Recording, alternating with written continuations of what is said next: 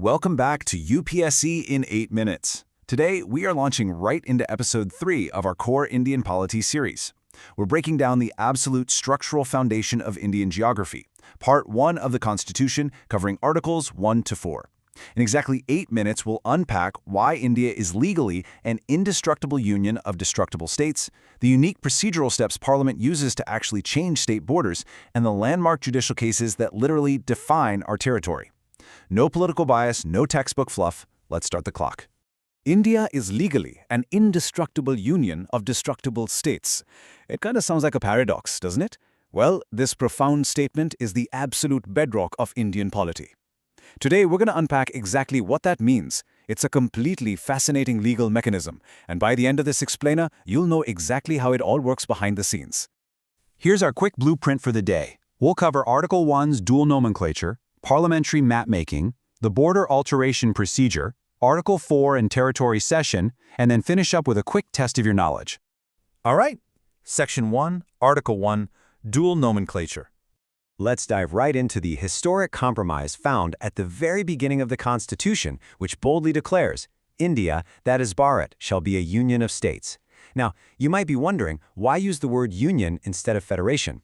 Well, Dr. B.R. Ambedkar actually clarified this choice for 2 really critical reasons. First, the Indian Federation is not the result of some voluntary agreement or pact by the states. This isn't like the American model at all. And second, and this is absolutely vital for your exams, the states have zero right to secede or break away. The union itself is entirely indestructible.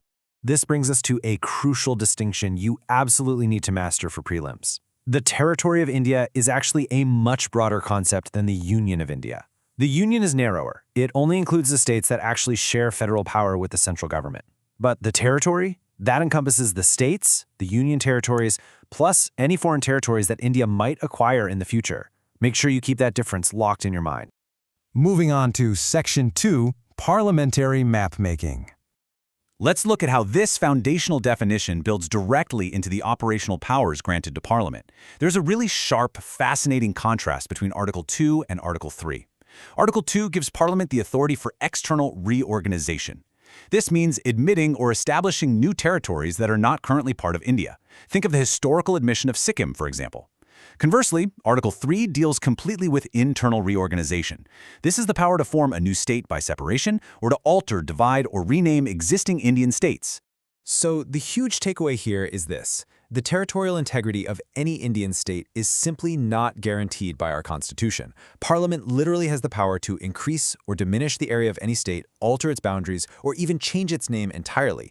And this circles us perfectly back to our hook from earlier. This is exactly why political scientists describe India as an indestructible union of destructible states.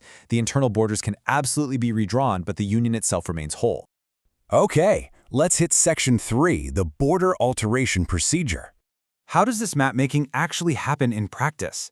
Well, if Parliament wants to redraw state lines, they have to follow 3 highly unique, precise steps. Step 1. A bill to alter states can be introduced in either House of Parliament, but it absolutely requires the prior recommendation of the President. Step 2. Before making that recommendation, the President must refer the bill to the affected state legislature so they can express their views within a specific time frame. And finally, Step 3. Parliament passes the bill via a simple majority. But hey, pay really close attention here, because this is a classic exam trap. Even though the state legislature must be consulted in Step 2, their opinion is entirely non-binding on the President or the Parliament. The central government can accept or just completely reject the state's views. Plus, to pass this massive geographical change, Parliament doesn't even need a special majority. It's passed just like an ordinary piece of legislation by a simple majority of members present and voting. Crazy, right? All right, on to Section 4, Article 4, and territory cession. We now reach a massive historical legal conundrum, giving away Indian land. So, Article 4 acts as a sort of self-executing clause. It explicitly declares that any laws made under Article 2 or 3 automatically amend the 1st and 4th schedules. Basically, it clarifies that these map changes, like internal reorganizations or admitting new states, are not to be considered formal constitutional amendments under Article 368.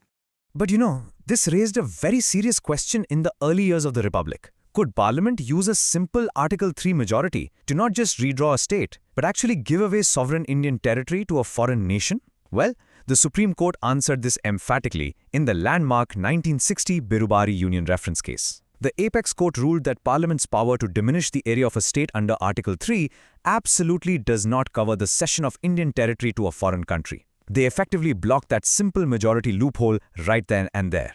Because of that, ceding territory to a foreign power is a much more serious affair. It strictly requires a heavy, formal constitutional amendment under Article 368. You simply cannot pass it like an ordinary bill. And this was exactly the mechanism used for the historic India-Bangladesh enclave exchange, where tens of thousands of people effectively changed countries overnight.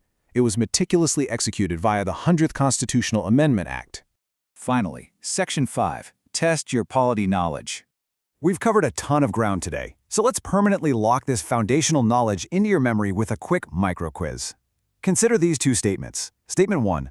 A bill to alter the boundaries of a state can be introduced only on the recommendation of the President. Statement 2. The view of the affected state legislature is legally binding on the Parliament. Take a quick moment here. Recall our procedural breakdown of the Article 3 mandate and think about those exam traps we just discussed. Go ahead and drop your answer A, B, C, or D in the comments below. And hey, make sure to subscribe so you can keep conquering your syllabus with these quick, efficient explainers. But as you leave your answer, I really want to leave you with this provocative thought. If a state's very existence, its name and its borders can literally be erased tomorrow by a simple majority vote in Parliament, where does true, undeniable power actually lie in India? Thanks so much for joining me on today's explainer, and keep questioning everything.